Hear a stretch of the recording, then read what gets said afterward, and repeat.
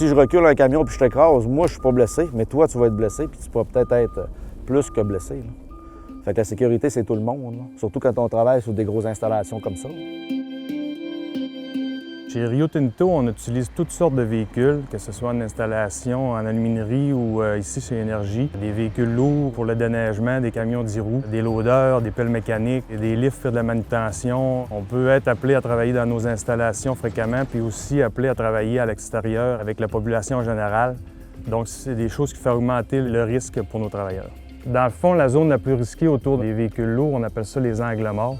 Il y en a beaucoup. Plus le véhicule est gros, plus il y en a. Le risque pour les piétons, c'est de se retrouver dans un angle mort. Un camion de déneigement, ça arrête fréquemment puis ça recule fréquemment. On pousse notre neige, puis après ça, un coup qu'on est rendu, bien, si on est arrêté, ça ne veut pas dire que tu as le droit de passer. Ça veut peut-être dire qu'on va repartir de reculons.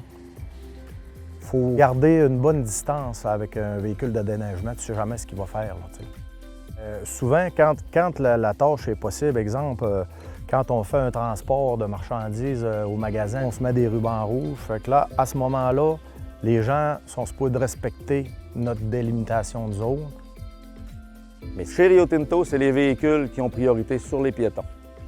Moi, quand j'arrive à quelque part, je recule, puis je regarde dans un miroir, je regarde dans l'autre miroir. La seconde que je regardais de l'autre côté, quand je reviens, si je t'ai pas vu, puis tu es dans mon angle mort, je te verrai jamais.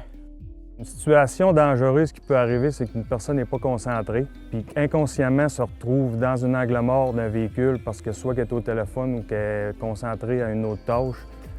Si on voit l'opérateur, ça veut dire que l'opérateur nous voit, que ce soit dans les miroirs ou directement visuel. Pour enlever le risque aux piétons qui puissent se faire écraser, il faut toujours que la manœuvre du véhicule se termine avant que le piéton puisse passer ou qu'il y ait eu un contact visuel avec l'opérateur qui lui fait signe de pouvoir passer de façon sécuritaire. Assure-toi que les personnes t'aient vu, qui te donnent la permission de passer, parce que si les gars ne te voient pas, il peut arriver n'importe quoi. Ça prend l'approbation du conducteur.